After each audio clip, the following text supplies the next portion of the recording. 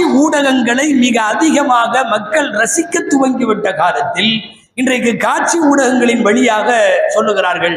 அதன் வழியாகத்தான் நிறைய சினிமாக்கள் எடுக்கப்பட்டு அதன் வழியாக கருத்து திணிப்பு நடக்கிறது. இது ஒரு விதமான ஐடியாலஜிக்கல், இது ஒரு விதமான கருத்துருவாக்கம். சினிமா பல முறை நாம் இந்த மெஹராபில் இல்லை, உலகம் முழுக்க இருக்கிற மெஹராபுகளில் உலமாக்கள் பேசிக்கொண்டே இருக்கிறார்கள். சினிமா யாரையும் திருத்தாது, சினிமா யாரை வேண்டுமானாலும் கெடுக்கும், யாரையும் திருத்தாது. இந்த சினிமா பார்த்து நான் திருந்து விட்டேன் என்று சொல்லுபவன் உலகத்தில் யாரும் இல்லை. ஆனால் இதை பார்த்து கெட்டு போனவன் என்று நீங்கள் ஒரு பட்டியல் எடுத்தால் ஒவ்வொரு பிராந்தியத்திலேயும் எக்கச்சக்கமான பேர் இருப்பார்கள். அந்த அடிப்படையில் தான் இப்போது தமிழகத்தில் வெளிவந்து ஒரு இராணுவ வீரருடைய தியாகத்தை பேசுகிறோம் என்ற ஒரு படம், ஆனால் அச்சு அசலாக முஸ்லிம்களை தீவிரவாதிகளாக சித்தரிக்கிறது, குறிப்பாக காஷ்மீர் முஸ்லிம்களை. காஷ்மீர் ஃபைல்ஸ்னு ஒரு படம் வந்தது, கிட்டத்தட்ட அதனுடைய ஒரு செகண்ட் எடிஷன் என்று சொல்லலாம், அதனுடைய அடுத்த வியூ என்று சொல்லலாம். டோட்டலாக காஷ்மீரில் இருக்கக்கூடிய அத்தனை முஸ்லிம்களும் ஆபத்தானவர்கள், அவர்கள் எல்லாமே தீவிரவாதிகள். இதுதான் இந்த படம் சொல்ல வருகிற செய்தி. ஆனால் அங்கே நடப்பு என்ன, அங்கே ஏற்கனவே நடந்து கொண்டிருப்பது என்ன, எவ்வளவு தூரம் அந்த மக்கள் பாதிக்கப்பட்டார்கள், உண்மையை சொல்லாமல் எங்கோ மதவாதிகள் எழுதி கொடுத்ததை கக்குகிற காட்சி ஊடகங்களாக இன்றைக்கு வந்திருக்கிறது. இராணுவத்தை போட்டு ஒரு மாநிலத்தை நிரப்பி இருக்கிறார்கள். அதுதான் காஷ்மீர். 15 குடிமக்களுக்கு ஒரு இராணுவ வீரன், ஒவ்வொரு எவரி 15 ஒரு சோல்ஜர் அங்க நிற்கிறார் ஒவ்வொருத்தருக்கும்.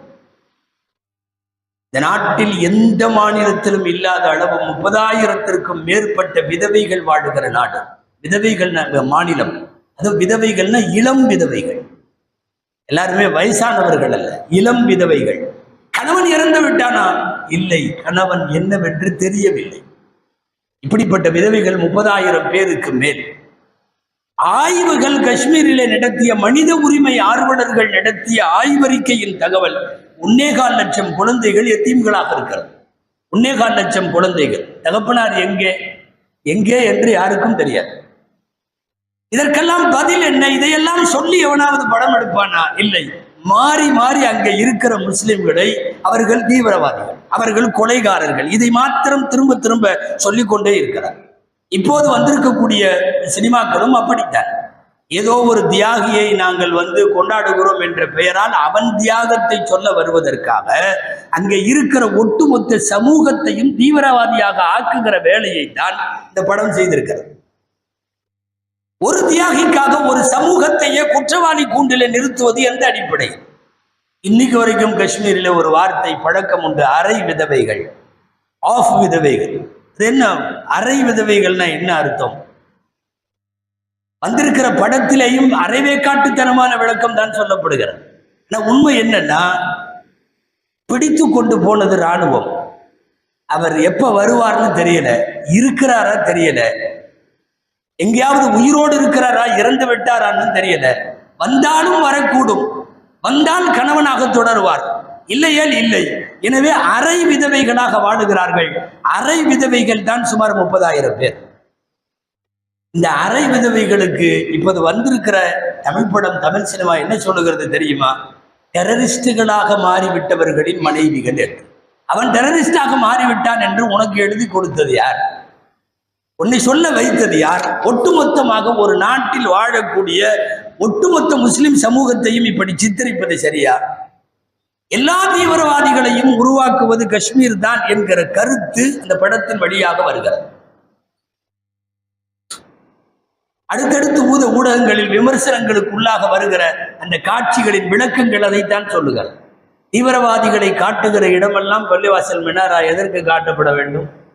தீவிரவாதிகளை காட்டுகிற இடங்கள் எல்லாம் ஜுப்பாவும் தாடியும், இது எதற்கு காட்ட வேண்டும்? நீண்ட தாடி அணிந்திருக்கிற காஷ்மீரிகளின் படம், நீண்ட தாடி வைத்திருக்கிற படம், அவர்கள் அணிந்திருக்கிற குர்தா ஜுப்பாவினுடைய படம், அவர்கள் கையில ஆயுதங்களோடு நிற்பதை சொல்லி இவர்கள் அத்தனை பேரும் தீவிரவாதிகள் என்று ஒரு மோசமான கருத்தை, பொதுவாக ஒரு நல்ல படத்தை பத்தி சினிமாவை பத்தி திட்டக்கூடாதல்ல என்று யாருக்காவது ஒரு மனசுல கொஞ்சம் தோன்றலாம். பொதுவாக நம்முடைய நாட்டை பொறுத்தவரை ஒரு அளவுகோல் இருக்கிறது. என்ன அளவுகோல் தெரியுமா?